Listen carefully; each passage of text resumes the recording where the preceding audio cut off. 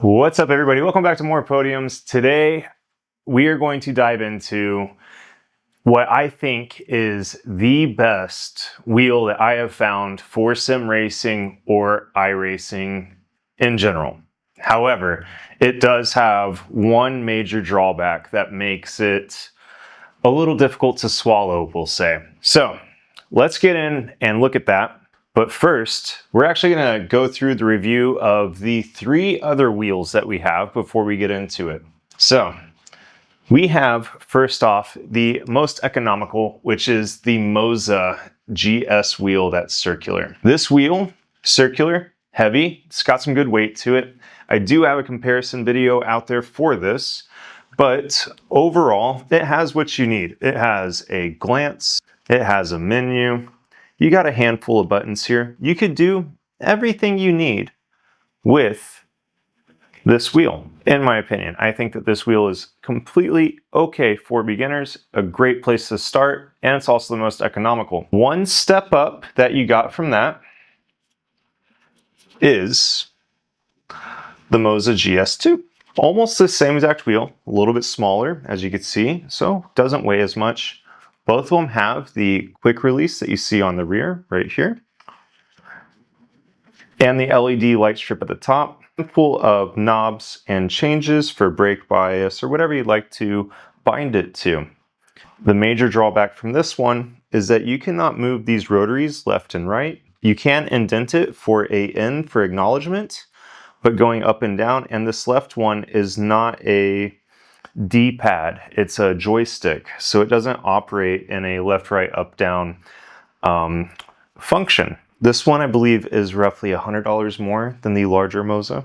You have your 2 paddles on the back for shifting and clutch. This one is analog. This one has bite points in the bottom. The LEDs are very nice. It requires Moza Pithouse software. That is software that is developed and created inside of China. Not going to get into that, but depending on what you would like or what you prefer running on your machine, it's something to take into consideration. Both of these wheels, I've been running them for the past 18 months, and I had a buddy let me borrow his Asetek La Prima setup.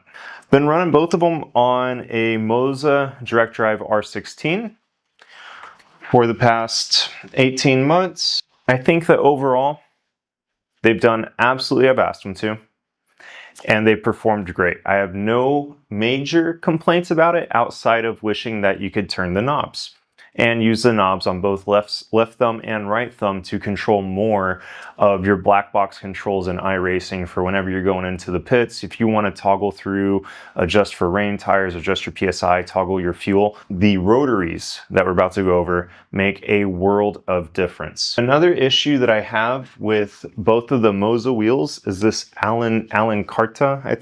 Anyways, I wear mountain biking gloves whenever I race, and the grip that you get from these is not as much as I would prefer for it.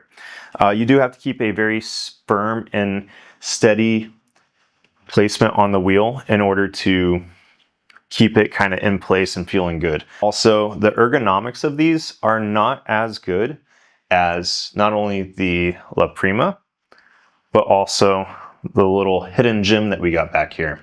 In my opinion, now since we're progressing, we have a little bit more experience. We've been running on those for a while. I just got introduced and I was able to borrow the La Prima from Asetek. Now this wheel made me feel like I've been using some inferior quality and performance. This was developed by sim racers for sim racers. I could tell you that this has more functionality, more control. The ergonomics of where you're at with everything feels better. As you're racing, the La Prima is more practical. This one is roughly the same price as the Moza. I think it was like a 10 euro difference or 20 American dollar. I don't know what the difference is right now with the tariffs and everything that's going on in the world, so don't quote me on it. One drawback, no paddle shifts on the back for clutch, just singular up, down, shift, paddle shifter. Personally speaking, I use, or whenever I had my Moza setup going, I would use a floor clutch, not so much finger or hand clutches, but if you're trying to get that immersive experience, such as the Formula One drivers and such, the La Prima is not going to be giving that to you. The grips on this one are awesome. They are made out of a nice rubbery soft gel using mountain bike gloves. These stick to it like no other. It feels very soft, feels secure. Not only that, but where your thumb hooks in, at least with the size of my hand, it feels great. Now, for the big reveal, the Pokorni Engineering HYP-R wheel, which was based off of the Le Mans hypercars and hypercar Daytonas, is what I think is the best wheel for iRacing. Now let's take that bad boy off of the rig and show you guys what we're talking about here. So this is it.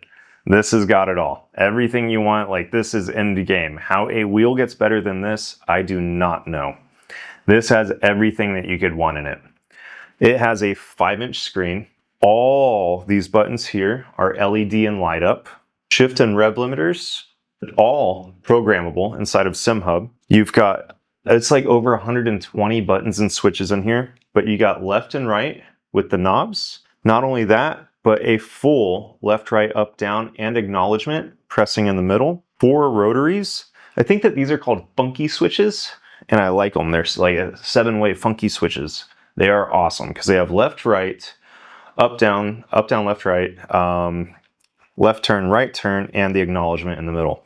You got rotary dials here,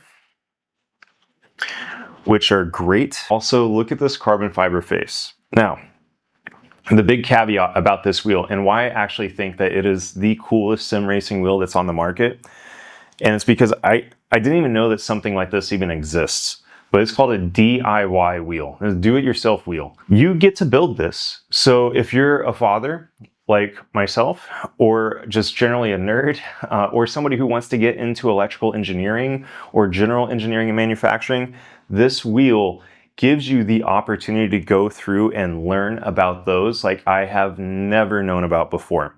My friend gave it to me already built. I cannot speak to what it's like to build this thing on its own.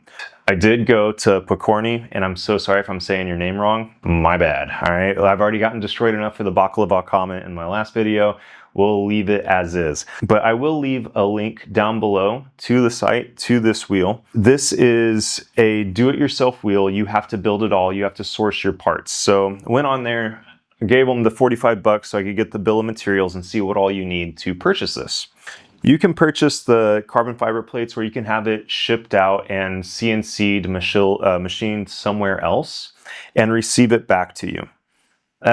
Or you could 3D print some of the parts here. That's something else I forgot to cover. So you do have your shifters here with the magnets that you can adjust. It gives you the size of it. So if you like a strong magnet at strong bite, boom, you feel that click every single time you shift, you could go out there and just buy a stronger magnet. If you like one that's softer, if you have little ears that are sleeping like my own, currently sleeping right now, I hope, then you don't hear as much whenever you're shifting up and down. It also gives you bite points, and you can customize this to have a 3rd set in the rear. You can also get a different quick release mount for Asetek, Moza, I believe Fanatec, or a few others, but it seems like they have a majority of the big named companies all available there. Now, the biggest drawback on this one is going to be the price. This is expensive. It is by far the biggest drawback. You could buy this pre-built directly from Pokorni Engineering for roughly 1,300 euros in a 4-week wait time. I just went through and looked on how to procure all the parts. And I see I got one shopping cart full of $54, another shopping cart $18, another one $26, another one 11 euros, and the biggest one 624 euros, and a last one for 50 for the display. That's a lot of money. Like, that is a lot of money. You are talking into being able to replace your true car steering wheels at this price point. You're going to be able to learn something while building this. You're going to get more experience with soldering. doing stuff that you wouldn't frequently do or use, you're going to know exactly how your wheel works. You get to customize it and make it how you want to. If you're interested in something like this, I recommend that you go along and make it a project. Don't expect for everything to be here at once. It's not something you're just going to go pick up off the shelf. Some of the parts are coming from what looks to be China or overseas, and it's taking like 3 weeks to even get here if you do want to build this. Personally speaking, I do want to build this. This seems like a really cool project. It seems like something awesome to share and something to learn about. Like, I never thought getting into sim racing that I'd be over here building my own wheel. Granted, it's a big price point, but building my own wheel. The price, though, is the hardest thing to bear on this one. This is no joke expensive. Like, this is the cost of a good, in my opinion, a mid-range direct drive wheelbase. It's a pretty big pill to swallow. Now, other things that you can get for this is with SimHub integration, you can change the LED screen. So with the SimHub integration, you can change the LED screen. I'll show you guys the difference between the lovely SimHub and also the one that it's like Lovely Sim Racing or something like that. I'll leave a link down to their GitHub page down below if you guys want to go in and use it, but beautifully aesthetic. Also, the one straight from SimHub looks great. Now, overall, I do think that this is the best wheel to use. While I was racing, I was able to adjust everything and control everything all with my hands. No going off, doing my keyboard, hitting things over here on the side while I'm trying to do pits or anything else. None of that. All of it was controlled right here. Not only that, being able to look down and customize your dash based upon the car that you're driving is a awesome, awesome feature. The LEDs that come off on this that you get to buy or get recommended to purchase from it, amazing. You get to customize where you want to put and what stickers you want to put here. You need a 10mm punch out, you punch out your sticker, place your sticker, and you get to do it. Like, this is your wheel. You get to make it exactly as you want it. Is this a beginner wheel? No. Like, if you do not know what you want in sim racing, if you don't know what you want from your setup, do not go in and get this. No. But if you've been doing sim racing, I would say at least for 6 months to a year, you've done your endurance races, you do your pit stops, you do your streaming maybe. You know what you want to see on your dash. You are familiar with how to get around your rig and the setup. This is a awesome, awesome project. I do not know how you can get better than this, unless if you're looking for a specific car type, but this has everything that I think that you would want in a wheel. So I hope that you guys found this as useful. I hope that it was good to go through the pluses and minuses of the whole entire wheel collection that we've obtained over the past 18 months. I would like to say thank you to Nelson for letting me borrow this. Also, shout out to the Chicane Club. That's why you guys always see the partners up in the upper right hand. So I love to support them. They're a great place to go to if you guys are in South Florida. Be sure to stop by the Chicane Club for some elite coaching. We got to race in the Daytona 24 with Formula 2 driver Max Esterson. We've been able to race multiple times with guys that are racing in the GR Cup series such as Max, or the MX5 series such as Rocco. Really top-notch people there. They're in the biz. They know what's going on. And you're going to get some epic coaching from Greg. It's just really, really cool to see not only the club grow, but to see that whole entire business grow. So if you guys are around, be sure to go and drop them a hello. This is it though. Like, if you guys are looking for this, this is the wheel to go and get. I hope that you guys enjoyed this. If you did, it costs you guys nothing, helps me out tremendously. I would always appreciate a subscribe or a like or a comment. If you guys thought that this was a good review, if you have plus or minus reviews, have any questions, please let me know before I return this. But most importantly, I hope to see you guys on the grid. Peace.